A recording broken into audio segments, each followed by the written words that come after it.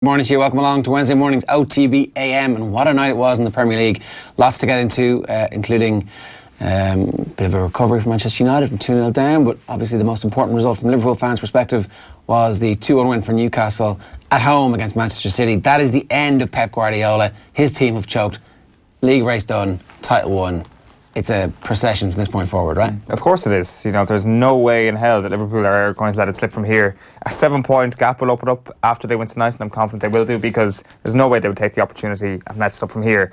And the more you kind of talk yourself into that, the more you actually start to believe that it probably will happen. That there is far less of a possibility for this Liverpool team to choke than any other team in this year's Premier League, because Manchester City, we'd been led to believe, were dependent on numerous players to give them flair in attacking positions, but that flair was pointless unless they had Fernandinho at the centre of their midfield. And who gave away the penalty that essentially lost them the 3 points last night, or lost them 1 point last night? Well, it was good old Fernandinho, wasn't it?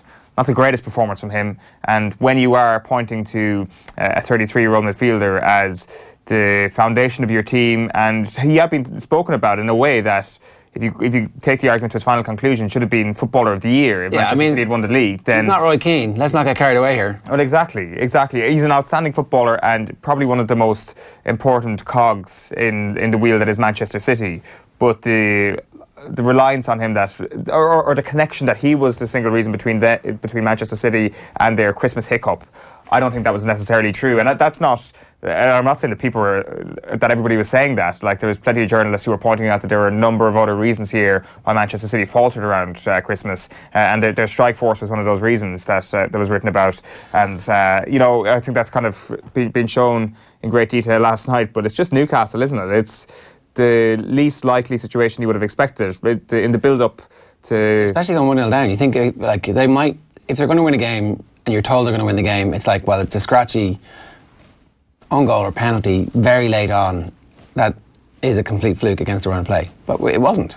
The commentator, when they were calling out the teams last night, said that Salman Rondon would be the most isolated man in the northeast. These are the sort of lines that you hear about Newcastle United, and it's not really revisionism to say now that he was wrong about that, because usually you're bang on when you say that sort of thing about Newcastle, and especially when they go 1-0 down early on. Did that lead to a mentality shift in Newcastle United? They had a couple of half chances in the first half. Jose Perez had a couple of efforts.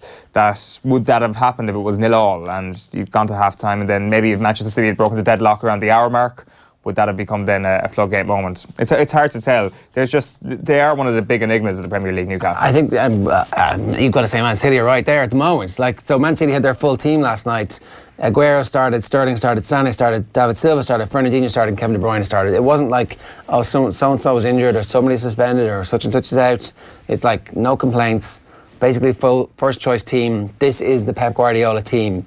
This is them, what they're supposed to be doing midweek, away against inferior opposition who are, you know, a bank of 5 and 4 to try and prevent them from doing anything, and they couldn't do it.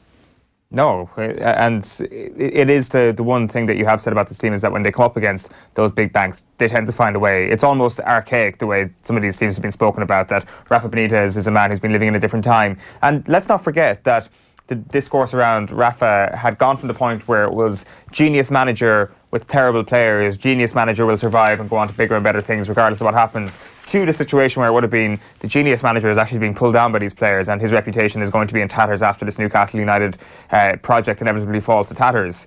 Whereas now he's kind of got himself back into a situation, and I know it's only one result, where he can say to himself, and Newcastle United fans would say, his reputation is going to be in a similar place when he actually eventually leaves this thing. There is going to be further trouble for Newcastle. This isn't the start of them turning things around, but from a Manchester City perspective, like it's just kind of hard to comprehend what actually happened to them last night, because, as you say, that early goal is usually the start of a floodgate moment against pretty much every team. What do you do now if you are Pep and you've got all the money in the world? Do you try and buy somebody today to help this team who can come in and make a difference? Well, I'm not sure. I don't think... Is it a personnel issue? It does seem like they hadn't conceded a goal for like 10 hours until they conceded their first one last night, and then they went and conceded 2. Since their Christmas hiccup, they've been playing brilliant football. They've been playing some of the best football in Europe. It's just such a bizarre result, really, and they just have the tendency to do that this season. That I do wonder if you know, you've come off the back of a historically brilliant Premier League season.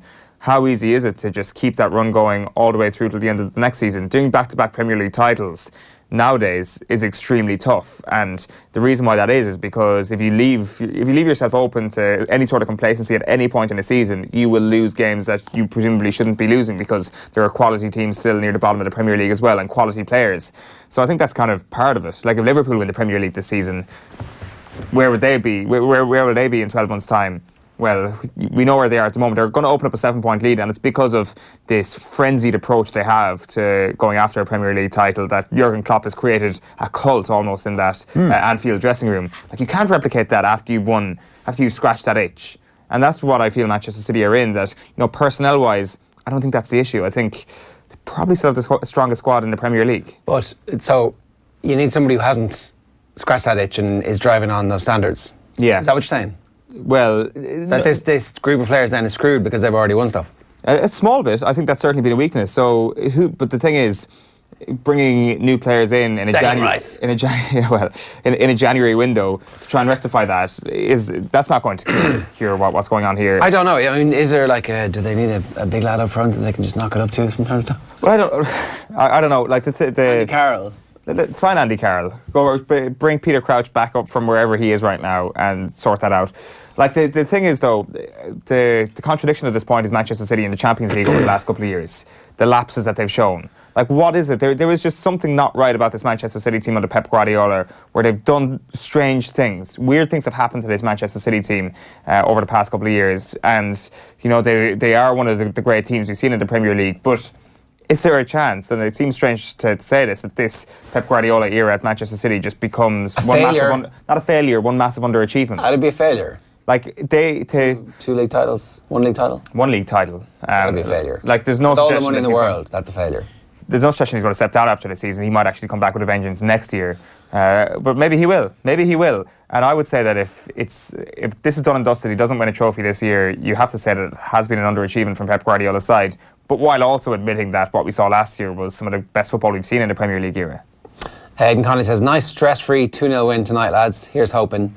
But even when you see Aguero scores in the first minute, like, oh God, this is going to be over. It's like, then, time for bed. Yeah, pretty much. But it wasn't. I don't think it will be a stress-free 2-0 win for Liverpool tonight. Leicester City tends not to allow stress to be absent in these sort of situations. Of course, they did Manchester City over Christmas, and they have enough nasty people in their squad to you can almost, it's like having PTSD before the fact. Liverpool fans this morning looking at the face of Jamie Vardy, James Maddison, looking at their smirking faces. James Maddison, though, you know, takes defeat well. You can almost hear the scream, you know, when sometimes they celebrate so close to a camera, you can hear the scream from a player. You can almost hear that already. And to be honest with you, I don't want to see Jamie Vardy kind of postpone the Liverpool title parade. We haven't even talked about Man United and the Solskjaer magic. All A time. Yeah, I mean, allowing your team to be beaten into a hole 2-0 at home by Burnley, not a great look. But the last 5-minute recovery is the type of thing that, okay, you know what? I mean, I understand that you screw things up at the start, but finishing well is very important.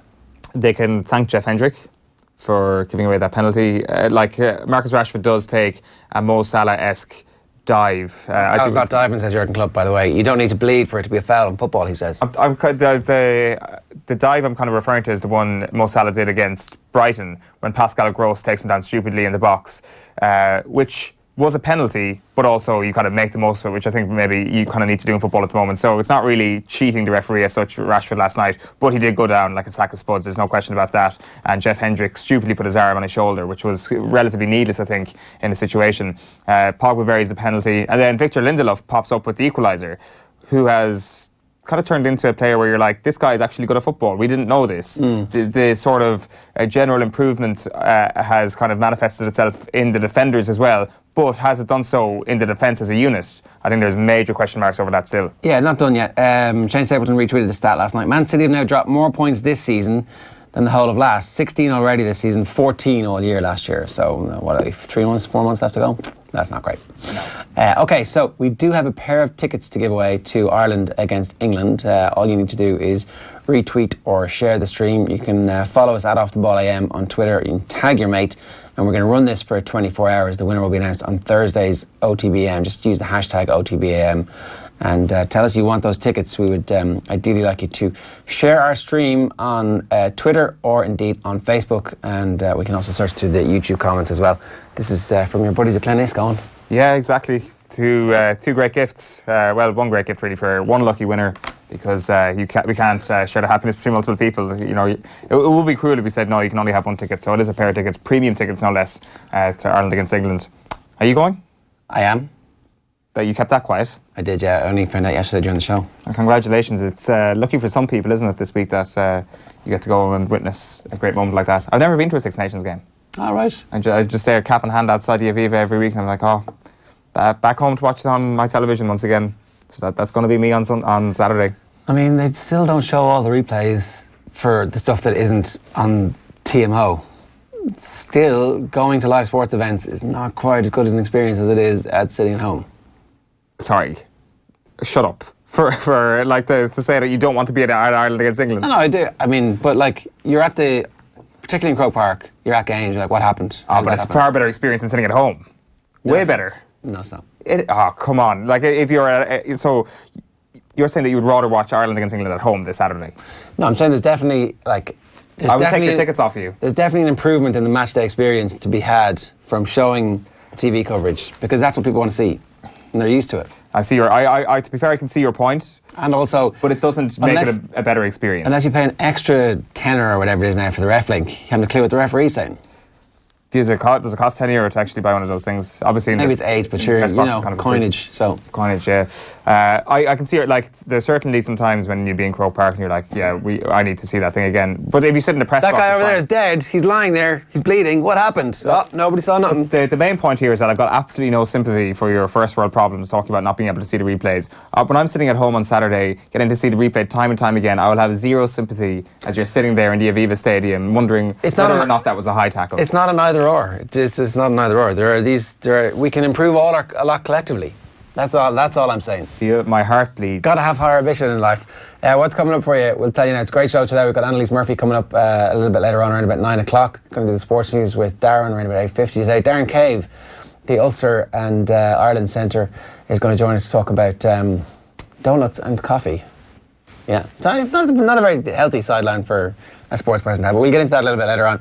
Going to talk football and the genius that is Rafa Benitez thwarting Manchester City. Daniel Harris is going to join us to talk about everything else, and also obviously a little bit of Manchester United. Now, let's get into the sports pages. Going to start with the Examiner this morning. Tyneside torture, it says. City's Newcastle slip-up hands clear title edge to Liverpool. And then Donald Lenihan, this is the most anticipated Six Nations I can remember for some time. And then they've also got a feature on Ulster's glory days in Europe. There's also some great comments from Tomás O'Shea. I'm not sure if it's carried in the Examiner here, about there being no confidence in Cork at the moment in football. Cork's not really a football county, he said this time last year. It's predominantly a hurling county, he said, and he's standing over that. There was a few good lines where he was talking about, I'll find it in the other piece a little bit later on. He said he doesn't want to be seen as a Kerryman being critical of Cork. You were brought up to supposedly hate Cork and see them as your biggest rival, but feck it, like, I'd love to see them going well. So he's teaching and coaching in the school. I don't know, is Tomás O'Shea the future for Cork football? Should they get him involved? Yes. Okay, maybe he's not the future for Cork football, but should they get him involved? Yes. Any sort of expertise that's hanging in around their county at the moment, which Tomás O'Shea constitutes, they should get that person involved. There is a reluctance and a natural reluctance to get anybody from Kerry involved with Cork GAA, and maybe they need to get relegated to Division 3 for that to seem necessary. But I think at the moment, you know, unless he is an inside agent, he's not really doing a good job of covering up being an agent if he's saying stuff like that. If he is like working for Kerry GAA's version, if he's like 007 for Kerry GAA, then he's probably going to say something different in the press than what that is. Well, you wouldn't send somebody high profile to Cork if you didn't respect them as much. Do you know what I mean? Yeah, well, you see... They send you to Cork. Yeah. They sent you to Dublin. No, obviously, they're not doing a great job there. You've just blown my cover. But that's exactly what they want you to think. Sorry, there was one thing I did mean to bring up about... so yesterday, it emerged that Eoin had been cheating on us with a rival broadcaster on Monday night on Terrace Talk. On Radio Kerry. It was his Radio Kerry Terrace Talk. Radio Kerry debut? I think so, yeah. All right. I'm not sure. Well, no, I would have been on Radio Kerry as like a kid speaking to Santa. Yeah. Yeah, that was good times. Got to speak to the big man himself on Christmas Eve, 2003 maybe? 2003, just when, what's that movie that you knew really well? Elf? The Spy Who Loved Me. Oh, The Spy, Austin Powers. Austin Powers, yeah. Just the first time that came out. Anyway, mad that you're talking to Santa and watching Austin Powers at the same time. But anyway, so this is effectively your debut. It's a big deal. Terrace Talk, obviously, legendary. If you missed the show last evening, listen back on the Radio Kerry website. We had a fantastic lineup, including at Ron Kerry, Ron at Bernie Breen, at Thomas Kyle, Brian Sheen, Barry Don, and where you got dropped, Owen? Oh my God! You got dropped from the list of people who are on the show. They cut you out. They edited you out after your performance. Nobody told me about this. Did you libel somebody? Did you say something bad? Did you reveal the truth too much? I used the word defensive football when describing Kerry's play on Sunday, so I don't think I'm ever going to be invited back into the county again, let alone dropped by Terrace Talk, the scandal. We still love you. Right, on to the Times Ireland edition. Van der Fleer to get nod over O'Brien, so there's a bit of team news beginning to come out, certainly the speculation anyway, from Kieran Kennedy and Kieran O'Rahillig is that it's going to be Josh Van der Fleer with O'Brien potentially starting on the bench. Now, there is also one line here. Schmidt's first choice fullback Rob Kearney sat out the Portugal training camp in order to get some minutes under his belt with Leinster, but failed to convince against Scarlets.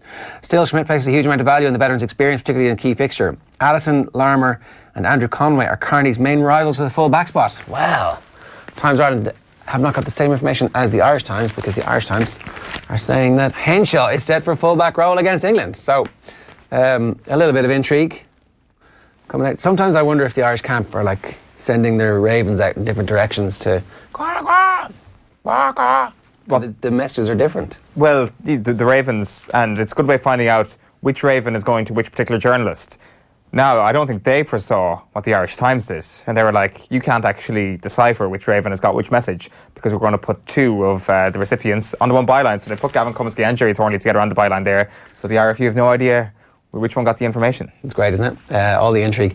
All agreed, price rises, says Horan. So John Horan, the GAA president, came out fighting yesterday in an hour-long appearance at the Seanad. He became the first GAA president to address Seanad Éireann and then listened for about an hour as senators mostly spoke in positive terms about the association. So basically, the senators used the opportunity to grandstand and tell everybody how great they are, which is kind of exactly how Irish politics has worked for about 100 years.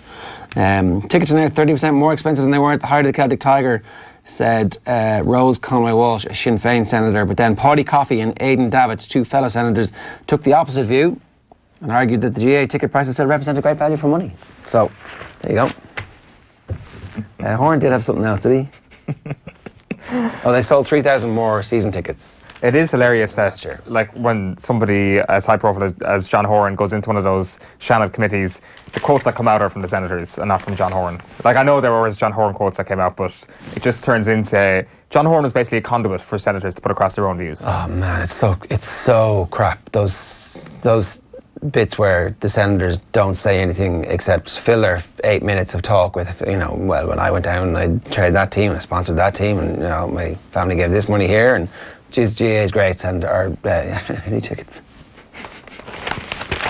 Well, as we've known, senators don't get tickets for All-Ireland finals. Do they not? Remember, they're not all guaranteed. Remember Mayo official 2 years ago? What's her name? Oh, was she? Senator, yeah. She was a senator. Well, I don't want to get the, because there's a senator I have in mind, and I don't want to get it wrong, but she was asking for tickets and didn't get them. Is that what happened? Yeah, or... wasn't there something... Anfield Scrap. Hey, get it? Did you get it? Yeah. What is it? Anfield Rap. Hey. Anfield Scrap. League leaders Liverpool can overcome tricky Leicester test. I don't even know what price they are at this stage. But and then Harrington forced to take a rain check with Sizing John. So disappointment with the news that Sizing John's much anticipated return to action will not come this weekend at the Dublin Racing Festival after Connections decided not to run the Gold Cup winner from 2017 at Leopardstown. There had been a chance the 9-year-old would have his first start since December 2017, but Jessica Harrington revealed she would wait. The wait would go on until underfoot conditions are considered suitable. So still, the weather just not great. I've already done the times, and then to finish up on this, 10 Tip roll out big hitters and new drive to fund hurlers. This is a great story from Colm Keys. Commercial board recruits high-profile figures in bid to find new revenue sources for senior side. So Niall Quinn, Alan Quinlan, Louis Fitzgerald, owner of the Louis Fitzgerald Group, AIB Chief Executive Declan O'Rourke, AIB Head of Corporate Banking Simon Scroop, Mick O'Keefe from Teneo, Michael Madden and Brendan Murphy, who all have executive roles in Teneo. John Tierney, Chairman of the Corporate Subcommittee of the Tipperary Supporters Club, is also involved. And so that's a high-powered group basically going to go and raise some money for tip hurlers. They're going to have a gala dinner in the Mansion House in April to honour the 8 living captains from their 27 All-Ireland hurling successes. And it seems that it is specific to hurling, is it? Yes. It is. To fund the hurlers, says the headline there, rather than the GA county as a whole. Did Teneo come on board for both codes, or just for the hurlers? Presume so. It's there's been a real. The last 6 months for Tipperary hurling has just been one big statement of intent, really. Ever since Sheedy was appointed, since Teneo have come on board, and now this yesterday, they're going after it. They're not going to leave any stone unturned, that's for sure. We're going to move on to some of the tabloids. We'll start with the Irish Daily Star this morning. Tune in the dumps. Pep stunned by defeat, says the headline here. And you've also got GAA chief backs hike. GAA President John Horne has revealed that a whopping 3,000 plus additional season tickets were sold this year, despite the recent price hike controversy. But the season tickets are the exact same price as they were last year. So I don't think that makes any difference whatsoever. In fact, more people will probably buy season tickets because it's cheaper in relation to... No. You're just making sense there, Ron. Oh, sorry, I thought I got my facts wrong. Back page of the Mirror is Rich Man, Poor Man. Tune's shock for Pep hands Cop a huge title boost. And for you, Emiliano, Premier League's tributes to tragic Cardiff signing as well. Okay. Sorry, so breaking news. So Digger was listening to Eoin on Terrace Talk on Monday night, and he says, Terrace Talk had him on as a hero coming home. They kept saying, we know now you're always interviewing national and international stars up there in Dublin. Owen started off the abusive text of the show about the style of the win 24 hours after Keane's first game. Wow, look at that. Well, dropping the bomb and walking out. No, I did clarify. Your big fancy ways from Dublin. I did clarify in the programme that using the term defensive is a very loaded term. There's nothing wrong with being defensive. Like I'm being defensive of my performance on Terrace Talk. Yeah, I know. I mean, you got that scar from the mean streets of a lack of defence. A lack of defence right there. After what you were saying about Tralee before Christmas, that happened, and then I don't know what's going to happen on the terrace of the next Kerry game. Well, I've survived one axe attack. I can survive more. Back page of the Sun is Agent Rafa, ex-Liverpool boss, hands Cop huge title boost. Who's a bigger double agent, Rafa Benitez or Tomás O'Shea? I mean, Tomás would need to win an All-Ireland with Cork. Ooh, that went too far. Or ends to 5 in a row. That's basically the equivalent of what Rafa's done, is in terms of ending Manchester City title hope and paving the way for Liverpool to win their first Premier League title. Back page of the Herald is shock as City slump. Rafa joys Newcastle win, hands pool advantage, and Ole's men back from the brink as Manchester United fight from 2-0 down against Burnley to draw 2-2 at Old Trafford. Back page of the Irish Daily Mail has got some news on the England team. Starman Teo in triple injury blow for England. So England have injury concerns ahead of the Six Nations opener against Ireland, of course. Inside centre Ben Teo has a side strain. That's going to pave the way for Manu Tuilagi to be restored to the midfield. And in an additional blow, blindside flanker Brad Shields has failed to recover from his own side strain to ensure Mark Wilson will probably start in the back row. And Joe Cokanasiga has also yet to reach full fitness from a knee problem. So things are looking up from an Irish perspective when it comes to the fitness battle for Saturday. Front page of the Daily Telegraph sports section is City stunned. Liverpool can go 7 points clear tonight after Guardiola's men pay penalty on Tyneside. And finally, the back page of the Guardian is Benitez delivers title gift to Reds. Newcastle derail City, now over to Liverpool. Aina Finn says, Thorny always has the right Raven. I'd love to see Henshaw at 15. As Quinny says, get the best players on the pitch. Yes, conversation we had yesterday. I was like, why not, see if you can get... Because he's got world-class centres. He's festooned with world-class centres. And if Robbie Henshaw is also a world-class full-back, it'd be good to find that out now.